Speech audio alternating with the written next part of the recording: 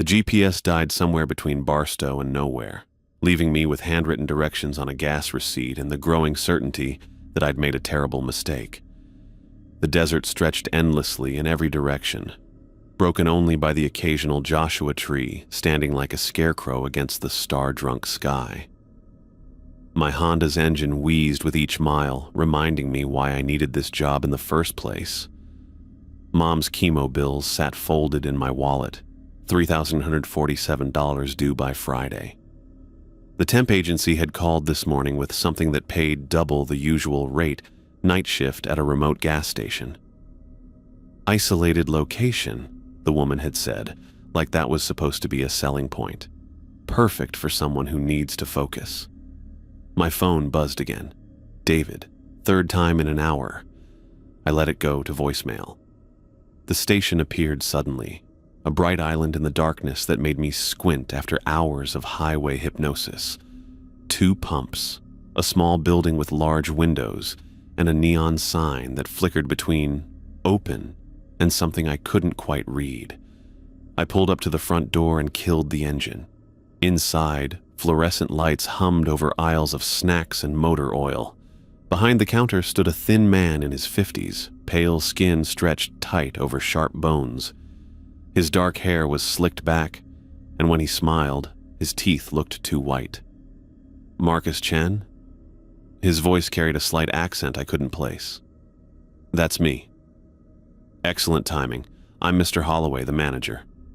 He extended his hand. His fingernails were yellowed and slightly too long, like he'd forgotten to trim them for months. Ready to get started? I shook his hand, noting how cold his skin felt despite the desert heat. The agency said you needed someone tonight? Indeed. My previous employee had to leave rather suddenly. He reached under the counter and produced a manila folder. Standard employment paperwork. Nothing complicated. The contract was surprisingly short. 2 pages of basic employment terms and a section titled Station-Specific Guidelines. I skimmed through salary information that matched what the agency had promised, then focused on the guidelines. 3 main rules, Mr. Holloway said, watching me read. First, never leave the register unattended between 2 and 4 a.m. That's our busiest period for unusual customers. I looked up. Unusual how? Desert travelers. People who've been driving too long, seeing things that aren't there. Best to stay visible and available. His smile never wavered. Second rule, never acknowledge sounds from the back office during those same hours. The building settles, pipes make noise. Investigating will only distract you from customer service. Okay, I kept reading. The third rule was highlighted in yellow. Always fill customer vehicles to exactly 50% capacity, regardless of payment amount or customer requests. That last one seems odd, I said. Insurance requirements. Something about liability and fuel expansion in desert heat. Mr. Holloway tapped the signature line with one yellowed nail. The pen's right there. I picked up what looked like an expensive fountain pen, heavy and warm to the touch. The moment I pressed it to paper, pain shot through my finger. I jerked my hand back, watching a drop of blood well up from a small cut. Paper cut, Mr. Holloway said smoothly. Desert air makes everything sharp. The pen had left a dark red signature across the line. I sucked on my finger, tasting copper while Mr. Holloway collected the papers with obvious satisfaction. Welcome to the team, Marcus. Your shift starts now and ends at 6 a.m. He handed me a name tag and a ring of keys. I'll be back tomorrow evening to check on you. Any questions? What about training? Register system, procedures? You'll figure it out. The station chooses its employees carefully. He headed for the door, then paused. Oh, and Marcus, the rules aren't suggestions. Follow them exactly. The door chimed as he left, and I was alone. The register system was straightforward enough, basic point of sale with credit card processing. I found the employee handbook under the counter, a thin booklet with Desert Star Station printed on the cover. Inside were the same 3 rules Mr. Holloway had mentioned, plus standard policies about theft, tardiness, and customer service. The first few hours passed normally. A trucker bought coffee and complained about road construction. A family in an SUV needed directions to Phoenix. A woman with California plates filled up her sedan while her kids slept in the back seat. Each transaction followed the same pattern. They'd ask for a full tank. I'd stop the pump at 50%. They'd look confused but pay anyway. Around 11:30, the flow of customers slowed to nothing. I restocked the coffee station and wiped down the counters, trying not to think about the silence pressing against the windows. The desert at night felt alive in a way that made my skin crawl. At midnight exactly, the door chimed. She wore a faded blue dress that might have been fashionable decades ago, the fabric worn thin and colorless. Her dark hair hung loose around her shoulders, and her skin had a pale, translucent quality that made her seem insubstantial. She moved through the aisles slowly, her eyes scanning the shelves like she was looking for something specific. "Can I help you find anything?" I called out. She turned toward me, and I saw her face clearly for the first time. She was young, maybe mid-20s, but her eyes held a sadness so deep it made my chest ache. When she spoke, her voice was barely above a whisper. "Have you seen my baby?" The question hit me like a physical blow. For a moment, I was 7 years old again, standing in Emma's nursery while Mom screamed and Dad called 911. The memory of my sister still formed in her crib, the way her skin had felt cold and waxy when I touched her tiny hand. I gripped the counter's edge. "We don't sell baby supplies here. Just snacks and automotive stuff." Her face crumpled like I'd struck her. "But he was here. I heard him crying." "I'm sorry. I haven't seen any babies tonight." She stared at me for a long moment, tears sliding down her cheeks. Then she began walking backward toward the door, never taking her eyes off me. The automatic door opened and she stepped through it, still facing me, her mouth moving in words I couldn't hear. The door closed, and she was gone. I stood there shaking, my heart hammering against my ribs. The woman's grief had felt real, overwhelming, but something about the encounter was wrong. The way she'd moved, the way she'd looked at me like I was supposed to know something I didn't. I checked my phone. 12:17 a.m. Still hours to go. The next customer was a man in his 40s driving a pickup truck. He bought a pack of cigarettes and an energy drink, paid cash, and left without saying much. Normal. Human. I started to relax. At 1:30, a sedan pulled up to pump 2. The driver, a middle-aged woman, came inside to prepay for gas. She handed me $40 and asked for pump 2. "I'll fill it up," she said. "I can only fill it halfway," I replied, remembering the rule. She frowned. "Why?" "I'm paying for a full tank." "Store policy. Insurance requirements." "That's ridiculous. I need a full tank to get to Flagstaff." I shrugged apologetically and authorized $20 to the pump. She stormed out, muttering about incompetent employees. Through the window, I watched her fill up exactly halfway before the pump automatically shut off. She tried the handle again, but nothing happened. After a moment of frustrated gesturing, she got back in her car and drove away. The rules worked, apparently, even when I didn't understand why. At 2:15 a.m., I was reorganizing the candy display when I heard it. Crying. Soft, muffled, but unmistakably the sound of an infant in distress. It was coming from the back office. I froze, a bag of gummy bears halfway to the shelf.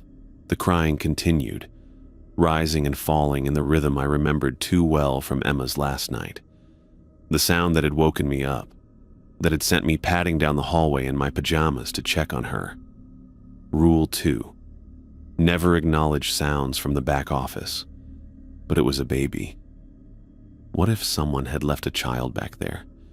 What if it was hurt, or sick, or... The crying grew louder, more urgent. Every instinct I had screamed at me to investigate, to help. I took a step toward the back of the store, then I stopped. Mr. Holloway's words echoed in my mind. The rules aren't suggestions. Follow them exactly. I forced myself to return to the candy display, my hands shaking as I arranged packages of M&Ms. The crying continued for another 10 minutes, sometimes fading to barely audible whimpers, sometimes rising to heartbreaking wails that made my eyes water. At exactly 3 a.m., it stopped. The silence that followed was somehow worse than the crying. I stood behind the register, gripping the counter so hard my knuckles had gone white, and tried to convince myself I'd done the right thing. The security monitor caught my attention.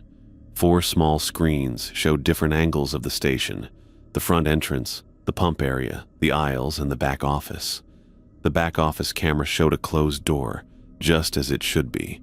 But as I watched, the door seemed to shift slightly, opening just a crack. I blinked and looked again. The door was closed. But in the thin strip of darkness at the bottom of the screen, something small moved. A shadow, maybe, or a trick of the light. It was there for just a moment before disappearing. I stared at the monitor until my eyes burned, but the movement didn't repeat. The back office remained still and dark, the door firmly closed. My phone showed 3:23 a.m., less than 3 hours to go. I tried to focus on normal tasks, restocking, cleaning, anything to keep my mind occupied, but the woman's question kept echoing in my head. Have you seen my baby? And underneath that, a worse thought. What if the crying had been real? What if there really was a child back there, and I'd ignored it because of some arbitrary rule? But Mr. Holloway had been specific, never acknowledged sounds from the back office. He'd known this would happen. The door chimed again, and I looked up to see another customer entering. This one was different, older, with graying hair and burn scars covering half his face. He moved with the careful gait of someone who'd learned to live with chronic pain. "Evening," he said, approaching the counter. "Good evening. Can I help you?" He studied me for a moment, his eyes sharp and knowing. "First night?" "Yeah, how'd you know?" "You've got that look, like you're trying to figure out if you're going crazy or if the world is." He leaned against the counter. "Name's Sam Morrison. I drive through here regular. Marcus Chen." "Marcus." He nodded slowly. "How many rules did they give you?" 3. "Why?" Sam's scarred face twisted into something that might have been a smile. "They always start with 3. Makes it seem manageable." He pulled out a worn wallet and extracted a $20 bill. "Pack of Marlboro Reds and whatever gas this'll buy." I rang up the cigarettes and authorized the remaining amount to pump 1. Sam didn't move to leave. "You heard the crying," he said. It wasn't a question. I hesitated. "I don't know what you mean." "Sure you do. Around 2:47, lasted about 13 minutes. Stopped right at 3. Sam's eyes never left my face. "You followed the rule. Good. That's how you survived the first night." "Survive? This place?" Sam gestured vaguely at the store around us. "It's not what it seems. The rules aren't about insurance or customer service. They're about keeping you alive long enough to understand what you've gotten yourself into." A chill ran down my spine. "What are you talking about? You signed the contract with blood, didn't you? Thought it was a paper cut?" I touched my finger unconsciously. The small wound had already healed, leaving no trace. "How did you?" "Because that's how it always starts. The station chooses its employees, Marcus. And once you've signed..." He shrugged. "Well, let's just say the job description isn't complete." Before I could respond, Sam headed for the door.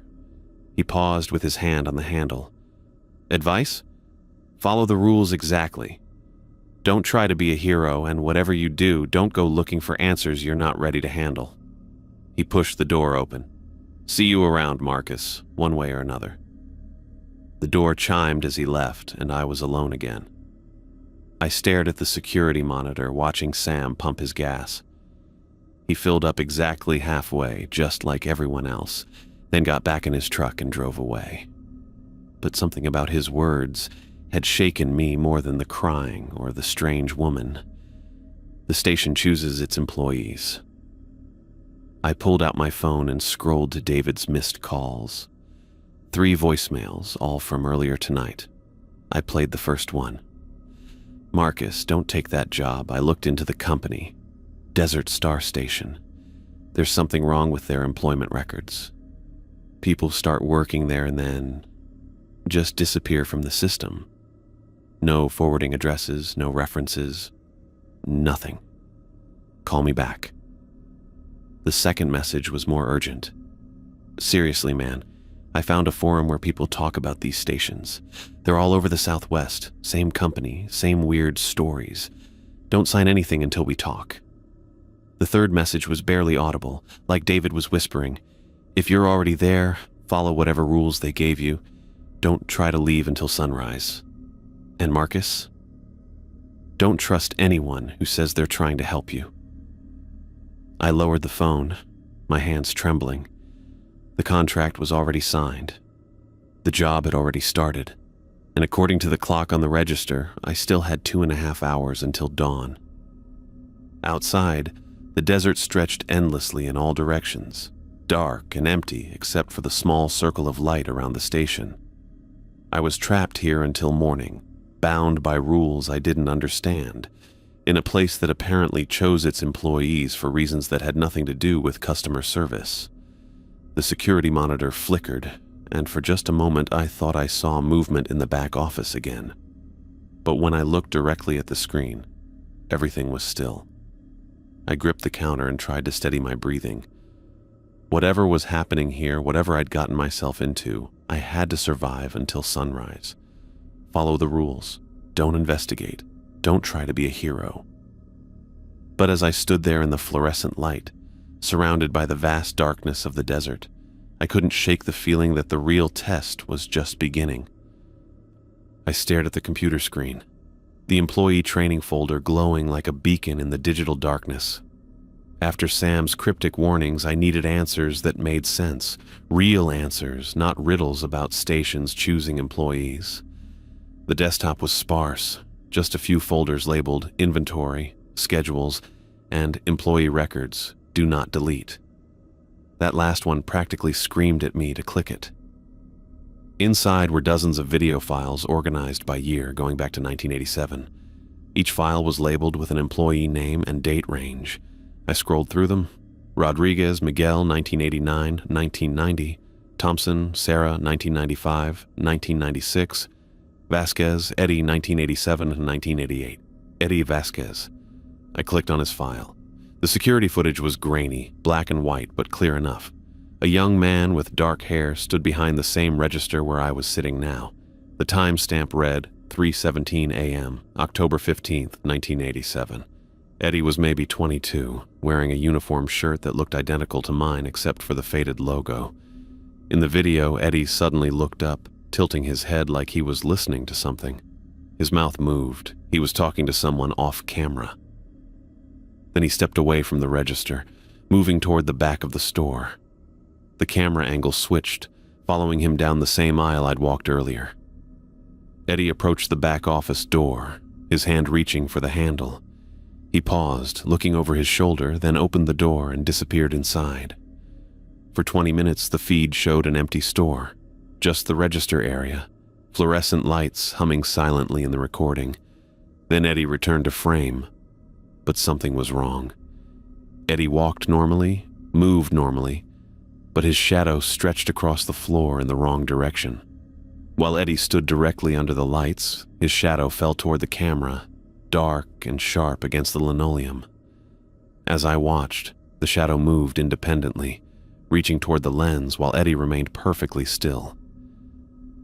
The video ended abruptly. I sat back, my heart hammering. The timestamp showed Eddie had worked here for 8 months. What had happened to him after that night? I checked the current security monitors. 4 feeds showing the station from different angles. Front door, pump area, aisles, back office. Everything looked normal until I focused on pump 3. A shadow moved between the gas pumps, not cast by any person or object I could see, but definitely there. It stretched and contracted like it was searching, reaching toward the building, then pulling back. The shadow of a person who wasn't there. Jesus, I whispered. The front door chimed.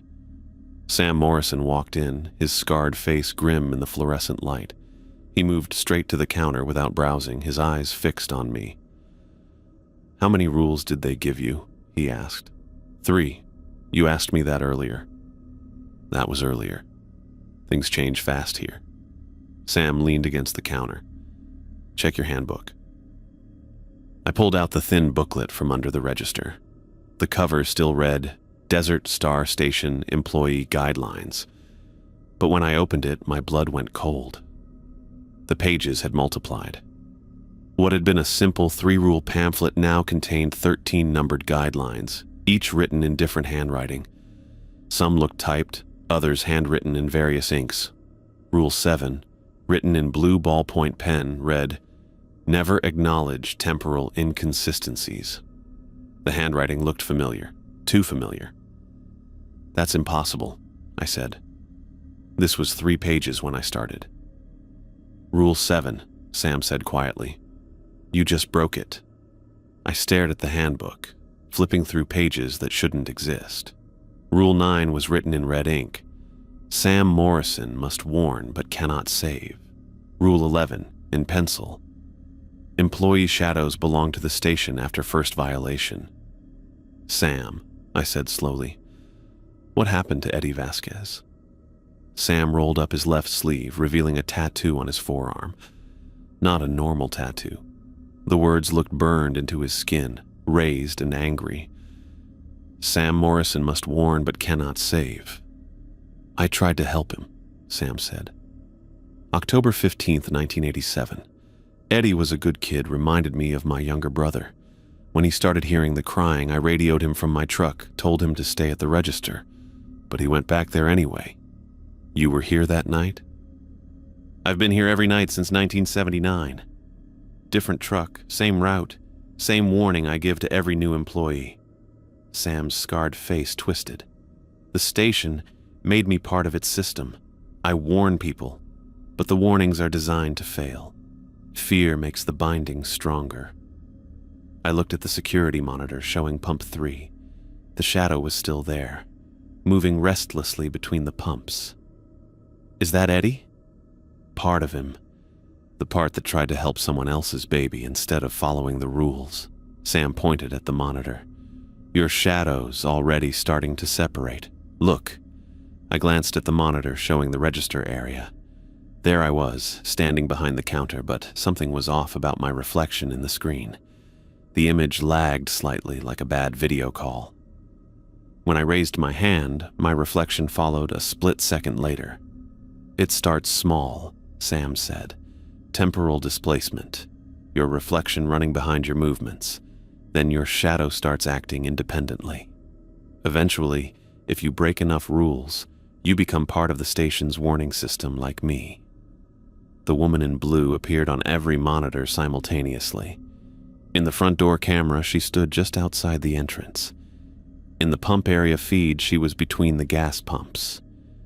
In the aisle camera, she moved slowly down the snack aisle. In the back office monitor, she sat in a chair that hadn't been there before. But in each feed, she was doing something different. Outside, she was looking up at the sky. At the pumps, she was kneeling on the ground. In the aisle, she was reaching toward the camera. In the back office, she was holding something wrapped in a blanket. The bundle in her arms moved. "Mary Hutchinson," Sam said, following my gaze. "Lost her baby here in 1892.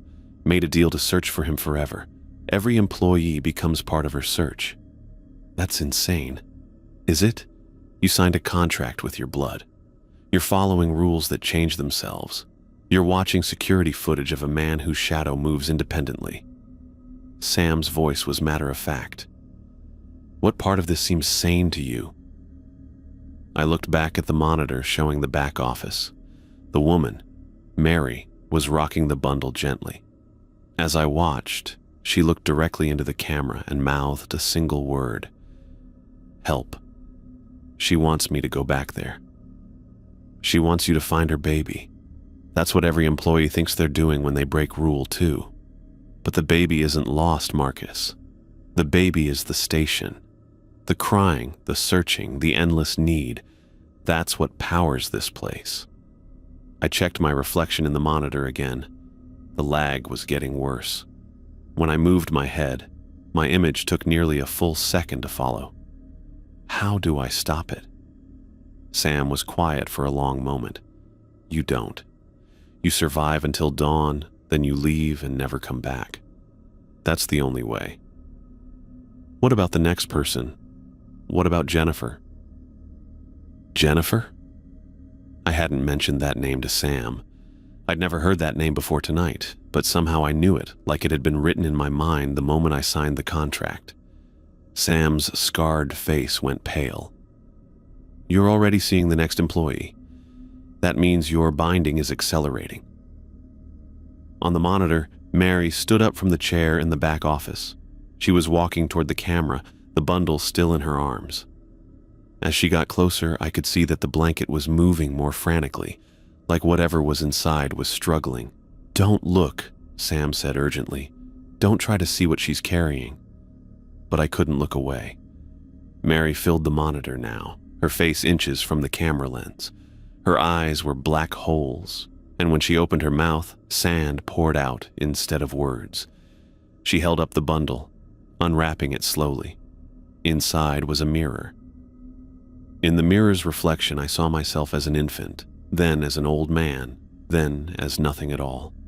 The images cycled endlessly: birth, age, death, birth again, and underneath it all, the sound of crying that seemed to come from inside my own chest. Marcus. Sam's voice sounded far away. Look at your hands. I looked down. My hands were translucent like Mary's had been. I could see the counter through my palms, see the register keys through my fingers. The transformation is starting, Sam said. You need to make a choice. Follow the rules and survive until dawn, or break them and become part of the station forever. The crying from the back office started again, but this time, it wasn't coming through the walls. It was coming from the monitor speakers, from the fluorescent lights, from inside my own head, and underneath the infant's wails, I heard another sound, my own voice, calling for help from somewhere very far away. The red pickup pulled up to pump 3 at exactly 3:47 a.m., its engine rumbling like a diesel even though it was clearly a gas truck. The driver climbed out slowly, moving with the stiff gait of someone whose joints had given up on flexibility decades ago.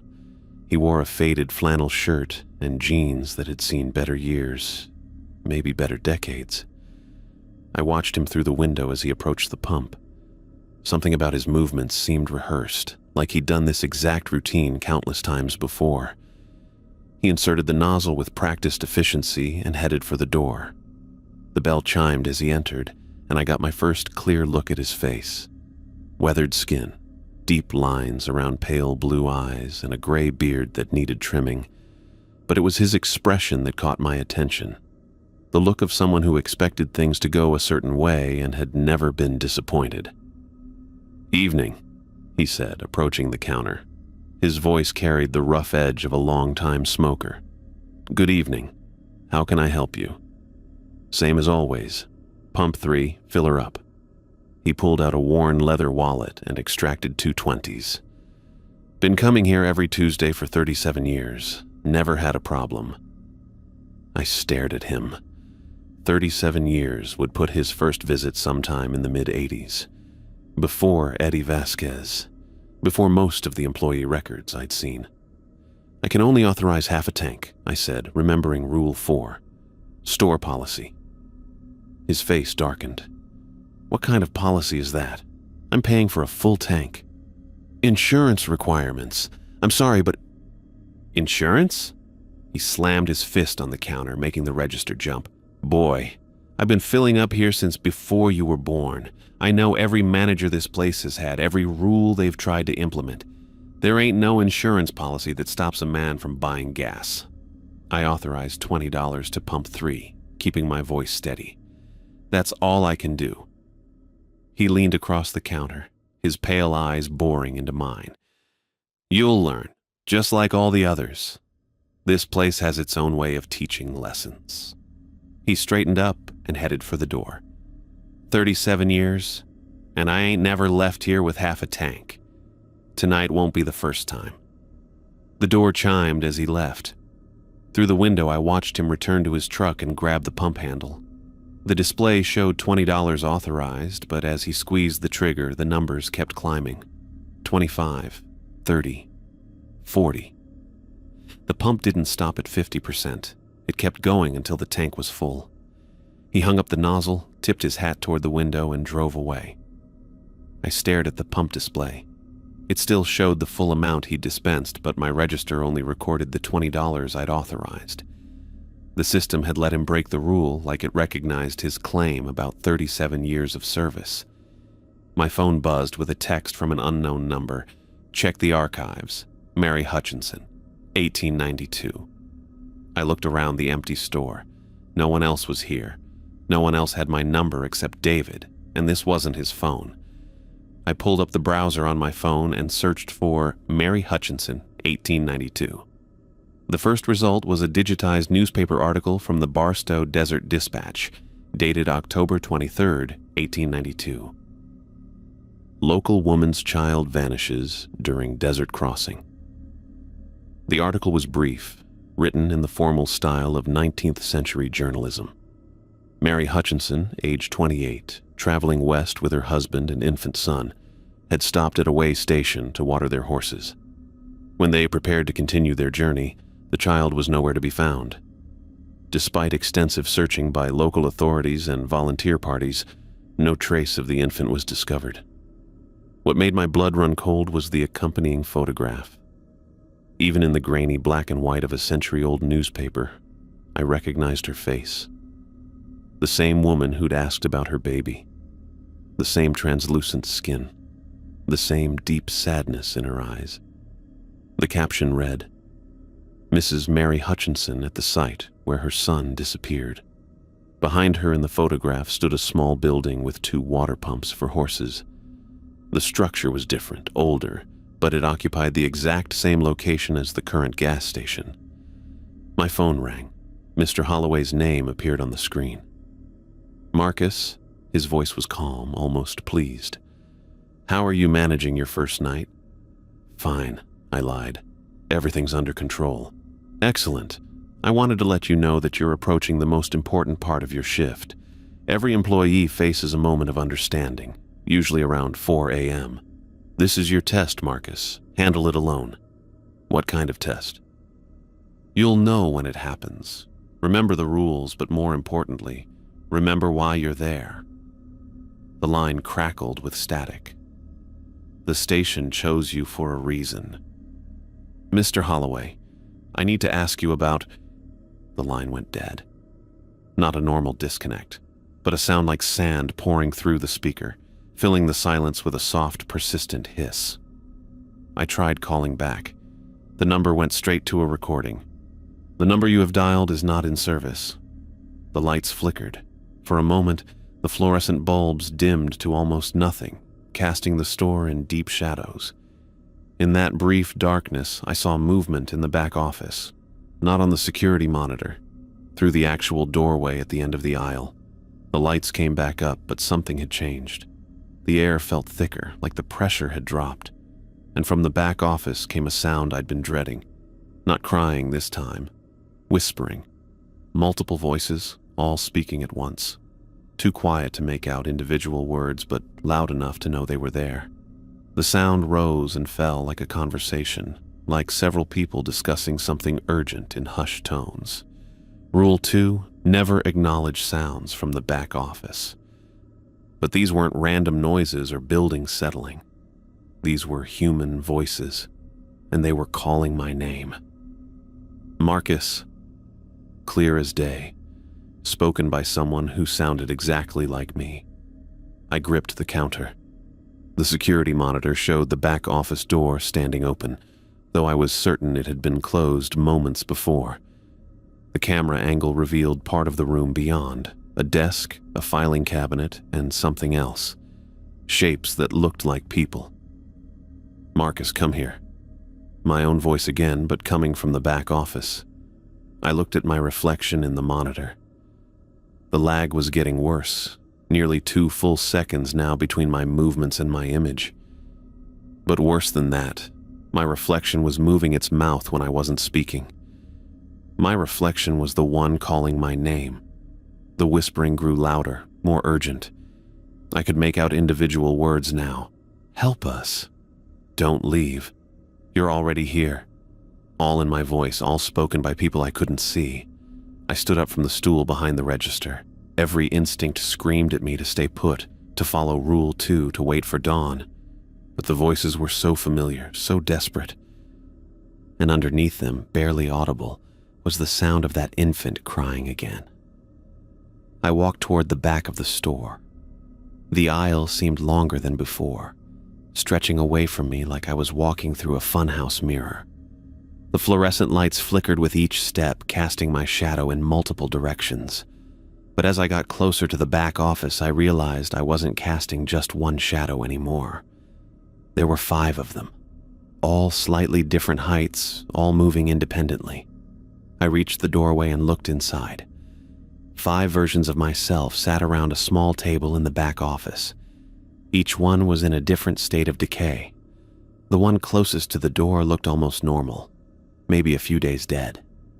His skin was pale but intact, his clothes the same uniform I was wearing. But his eyes were solid black, and when he saw me, he smiled with teeth that were too sharp. The second version was missing patches of skin, revealing gray muscle underneath. His uniform was stained with something dark that might have been blood or might have been oil. The third had no face at all, just smooth skin where his features should be, though somehow he was still speaking. "You're already here," he said in my voice, the words coming from somewhere inside his throat. The fourth was barely recognizable as human. His shadow had been peeled away like eddies, leaving him translucent and flickering. He reached toward me with fingers that bent in too many directions. The fifth was nothing but bones in a uniform, held together by will or magic, or something worse. When he spoke, sand poured from his mouth instead of words. "Welcome to the team," the freshest version said. "We've been waiting for you to join us." I tried to step backward, but my feet wouldn't move. The faceless version stood up from the table, his movements smooth and wrong. As he approached, I felt my own face going numb, like Novocaine spreading across my skin. "Don't fight it," he said. "Fighting just makes it take longer." His hand reached toward my face, fingers that felt like ice and static. When they were inches from my skin, I felt my reflection in the dark window behind him beginning to blur. I jerked backward, breaking whatever hold had kept me frozen. The numbness in my face receded, but I could still feel where his fingers had almost touched me, cold spots that burned like frostbite. I ran. Behind me, all 5 versions of myself laughed in perfect unison, the sound echoing through the store like a chorus of the damned. I made it back to the register just as sand began pouring through the sealed windows. Not from outside. The desert beyond the glass was still and quiet. The sand was coming from inside the building itself, streaming through cracks that shouldn't exist, filling the air with grit that tasted like copper and decay. The woman in blue materialized behind the counter next to me.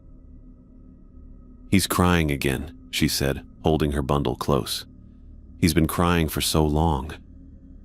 The sound was coming from everywhere now, not just the back office, but from inside the walls themselves, from the ceiling tiles, from the floor, from the very structure of the building. The cry of an infant who had been lost for over a century, who would never stop searching for comfort that would never come.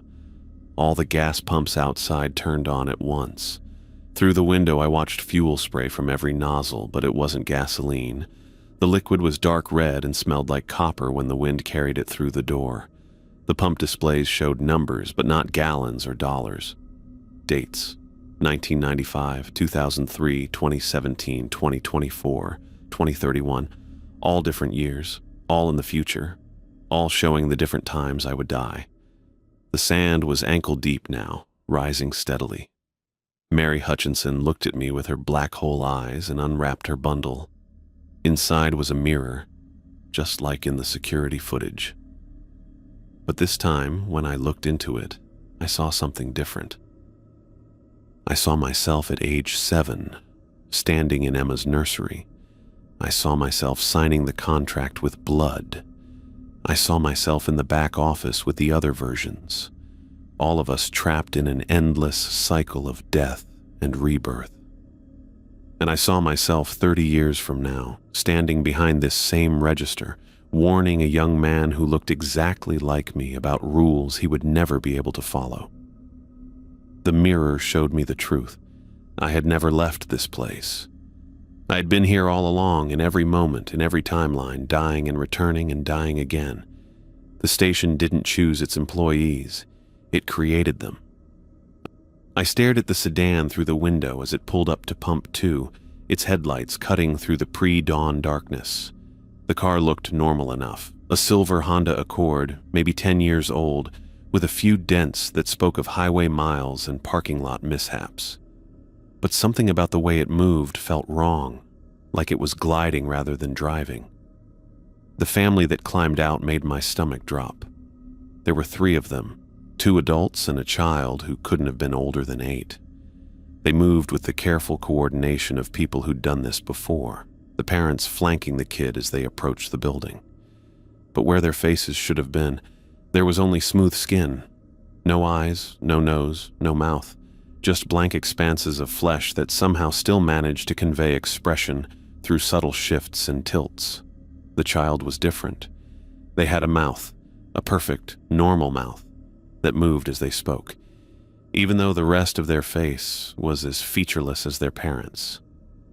"Please," the child said, pressing their small hands against the glass door. Their voice was clear, articulate, completely at odds with their appearance. We remember being normal. We had faces before we broke Rule 11 at the Tucson station. I stayed behind the register, my hands gripping the counter. The family stood outside, not trying to enter, just waiting. The parents' heads turned toward me in unison, and somehow I knew they were looking at me despite having no eyes. "Rule 11, the child continued, their breath fogging the glass. "Never trust your own reflection after midnight." We thought it was stupid. We looked in the bathroom mirror and laughed about it. Their voice cracked. The next morning we woke up like this. The woman in blue materialized beside me so suddenly I jumped. She was holding her bundle again, rocking it gently as she watched the family outside. "They're from the network," she said softly. "Every station is connected. When one employee fails, they become fuel for the system. These 3 have been driving from station to station for 2 years, trying to find someone who will break the rules and free them all." "That's insane," I whispered. "Is it?" She looked at me with those black hole eyes. "You've been holding my baby since you signed the contract, Marcus. Every employee becomes the child's caretaker through the blood signature. The crying you hear, that's your own future voice calling back through time." I wanted to argue, to deny it, but the crying from the back office had never stopped. And now that she mentioned it, the voice did sound familiar. Too familiar. The child outside pressed harder against the glass. "Please, we know you can hear us. We know you understand. Just break one rule. Any rule. Set us free."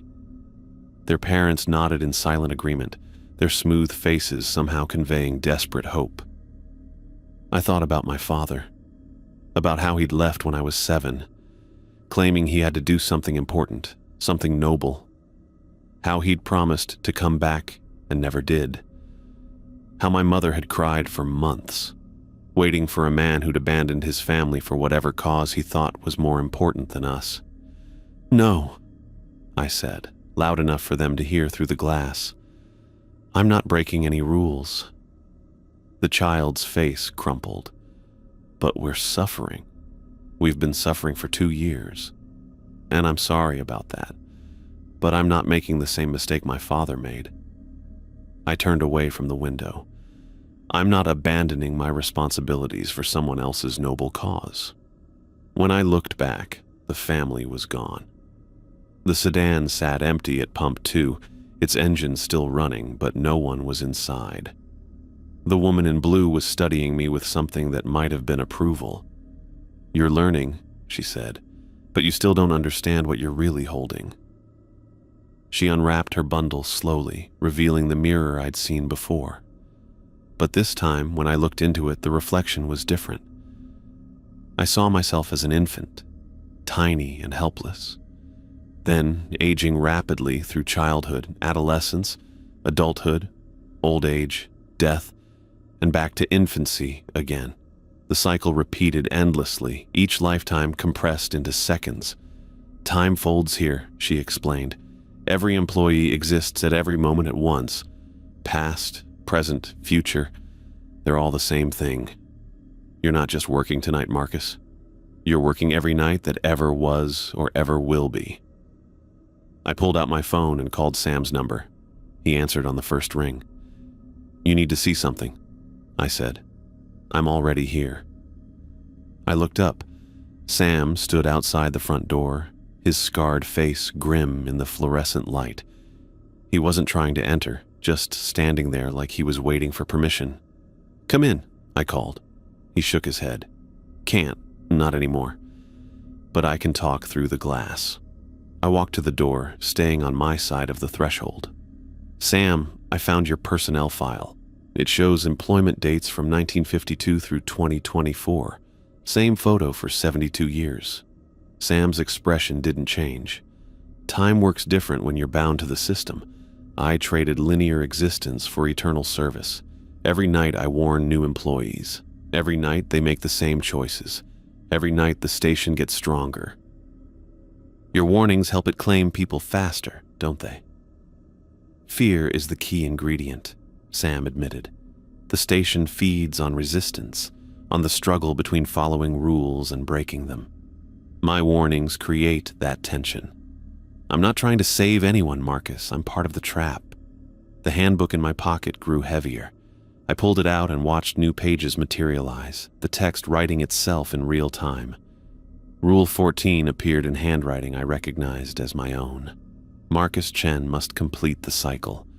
"My name was already in here," I said, showing Sam the page through the glass, "before I arrived, before I signed anything. The station's been waiting for you specifically. Your bloodline has a debt to pay." Eddie's shadow detached itself from the pump area and glided toward the building. It moved like liquid darkness flowing across the pavement until it reached the window where Sam stood. The shadow pressed against the glass, and when it spoke, it was in Eddie's voice. "Your father signed the same contract in 1995, the shadow whispered. "Debt passes through bloodlines, Marcus. The station's been waiting 29 years for you to come home." "My father abandoned us," I said. "He left when I was 7. He left to delay your calling." Eddie's shadow replied. "Every year he stayed away was another year you got to live normally. But the debt always comes due."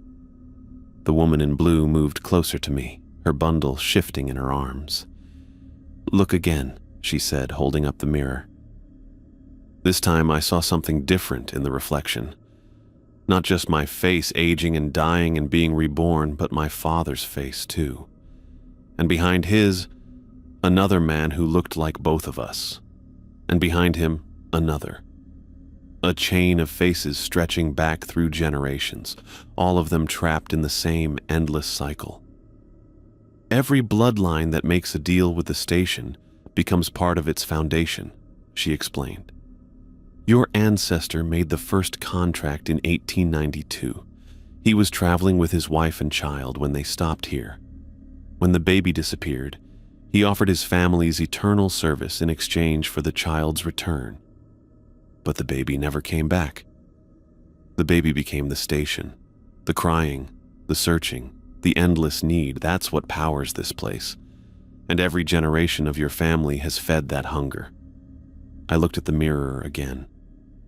In the reflection, I saw myself signing the contract with blood.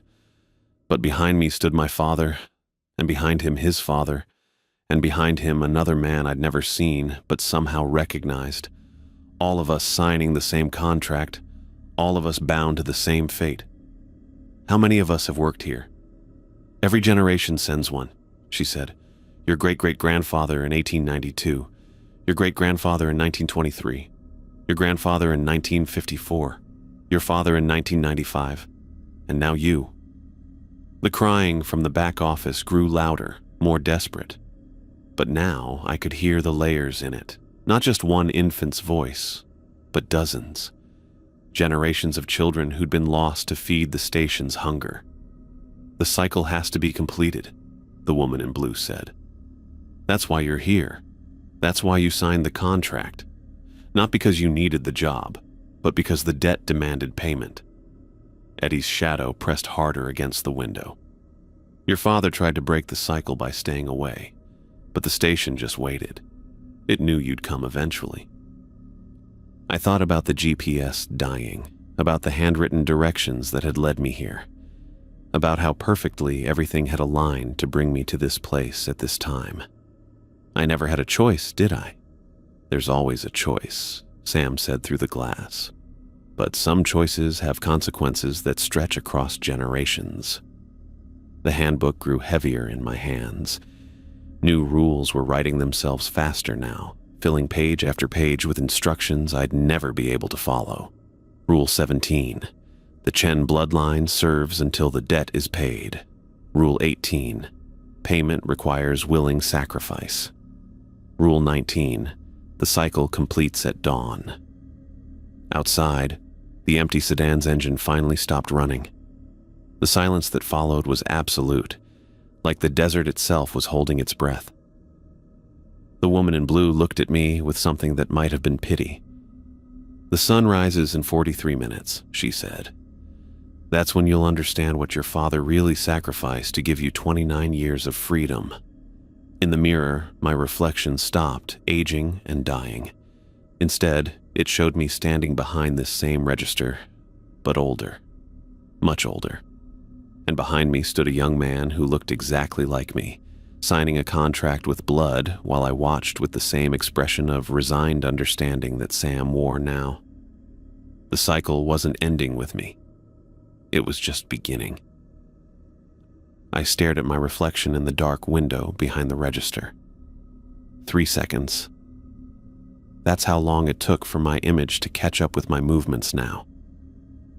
When I raised my hand, my reflection waited, then slowly lifted its arm like it was moving through thick water. The lag had been getting worse all night, but this was different. This was Eddie Vasquez territory. I pulled out my phone and turned on the camera, switching it to selfie mode. In the screen, my reflection moved normally, but when I looked at the actual window, the delay was still there. The station was separating me from myself, piece by piece. Time to go, I said to the empty store. The woman in blue had vanished along with her bundle. Sam was gone from outside. Even the crying from the back office had stopped. The only sound was the hum of fluorescent lights and the distant rumble of my Honda's engine in the parking lot.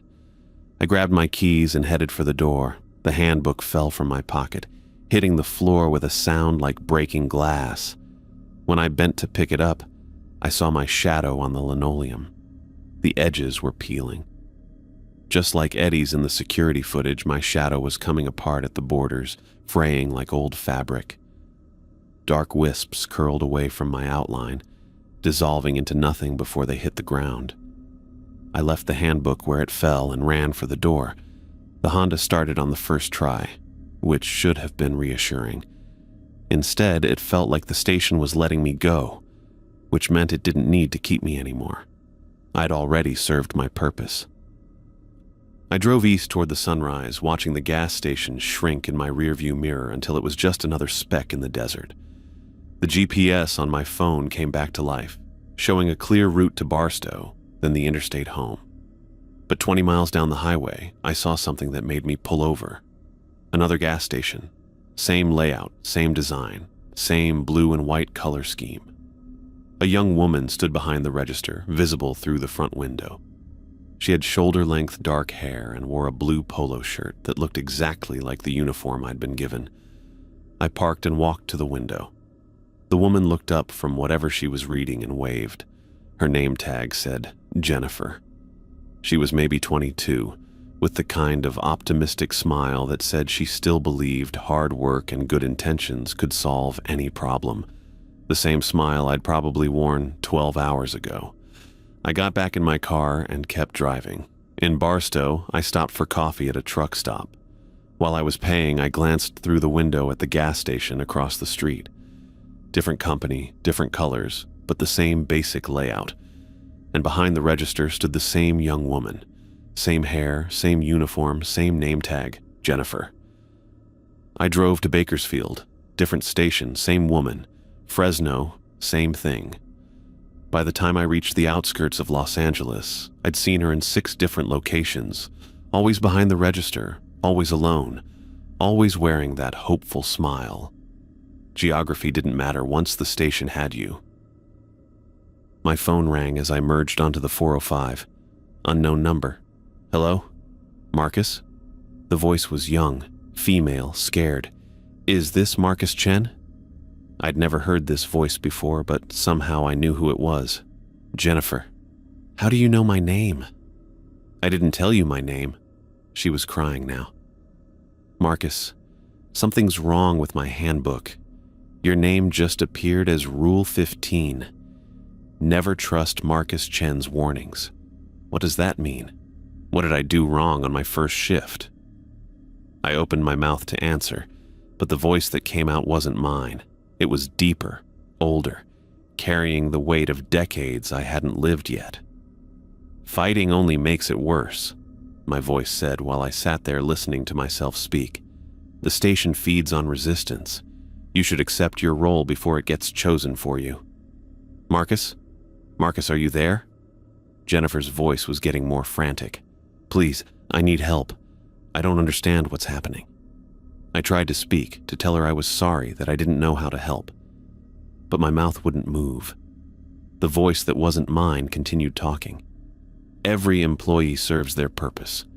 Your purpose is to maintain the cycle until your replacement arrives. Stop fighting and it won't hurt as much. The line went dead. I pulled over at the next exit and sat in a McDonald's parking lot, staring at my phone. When I tried to call Jennifer back, the number went straight to a recording. The number you have dialed is not in service. I rolled up my sleeves to splash cold water on my face from a bottle in my cup holder. That's when I saw it. Rule 16 was burned into my left forearm like a fresh brand, the letters raised in red against my skin.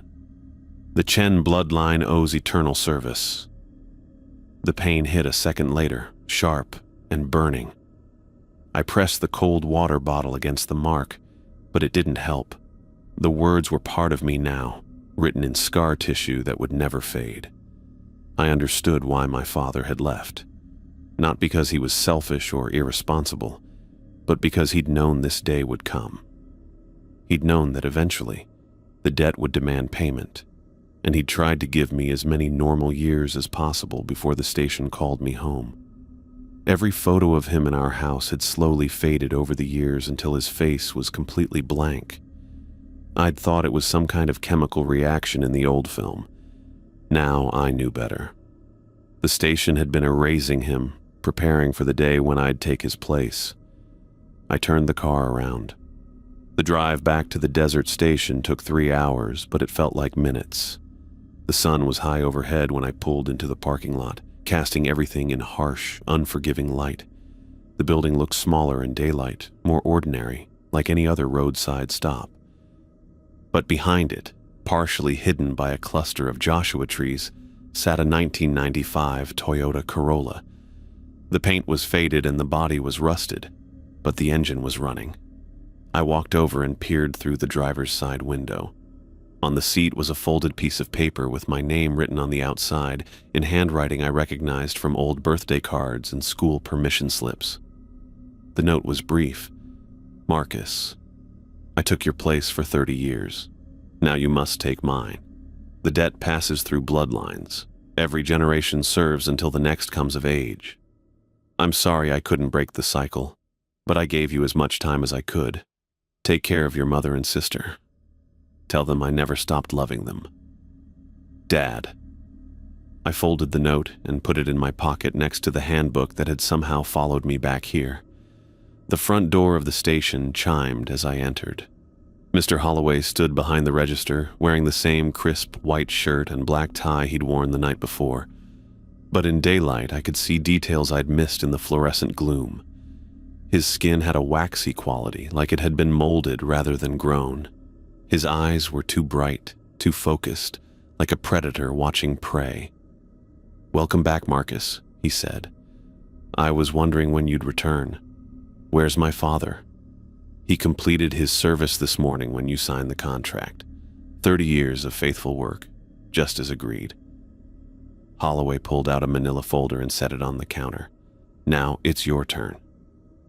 Inside the folder was a new contract, identical to the one I'd signed the night before except for the dates. This one was open-ended, with no termination clause.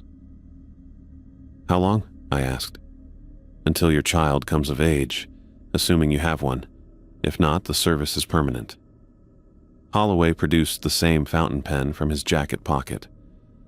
"Your father managed to delay your calling by staying away, but every bloodline has to pay its debt, eventually. I thought about my mother, about Emma, about the medical bills that had driven me here in the first place. What happens to them? They'll be provided for. The station takes care of its employees' families. Your mother's cancer treatment will be covered, your sister's education funded. All you have to do is sign. And if I don't?" Holloway's smile never wavered. "Then they suffer the consequences of your family's broken promises. The debt will be collected one way or another, Marcus. The only question is whether you pay it willingly or whether it's taken by force." I picked up the pen. It was warm to the touch, like it had been sitting in sunlight. And when I gripped it, I felt the same sharp prick I'd experienced the night before. My blood welled up from the tiny cut, ready to seal another generation's fate.